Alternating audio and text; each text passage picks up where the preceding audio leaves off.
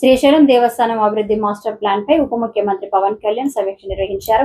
విజయవాడలో జరిగిన ఈ సమీక్ష సమావేశంలో మంత్రి ఆనం రామనారాయణ రెడ్డి, దేవాదాయ శాఖ principal secretary Hari Jawahar Lal, commissioner Ramachandra Mohan, అటవీ శాఖ ఉన్నతాధికారులు పాల్గొన్నారు. శ్రీశైలం దేవస్థానం అభివృద్ధి మాస్టర్ ప్లాన్ అమలు, దశల వారీగా అభివృద్ధి ప్రణాళికలు, అటవీ శాఖ అభ్యంతరాలపై చర్చించారు. శ్రీశైలం మాస్టర్ ప్లాన్ లో రోడ్లు, వసతి గృహాలు, పార్కింగ్, భక్త సౌకర్యాలు, పర్యాటక మౌలిక సదుపాయాలపై దృష్టి సారించాలని అధికారులకు పవన్ సూచించారు. మాస్టర్ ప్లాన్ కు సంబంధించిన సమగ్ర సమాచార నివేదికను శ్రీశైలం రానున్న ప్రధాని మోదీకి అధికారులు సమర్పించే ఆలోచన ఉన్నట్లు సమాచారం. పంచాయతీరాజ్ గ్రామీణాభివృద్ధి శాఖ ఉన్నతాధికారులతోనూ పవన్ సమీక్ష నిర్వహించారు. పల్లె పండుగ స్ఫూర్తిని కొనసాగించేలా పల్లె పండుగ 2.0 ప్రణాళికలు ఉండాలని ఉప ముఖ్యమంత్రి పవన్ కళ్యాణ్ అధికారులకు సూచించారు.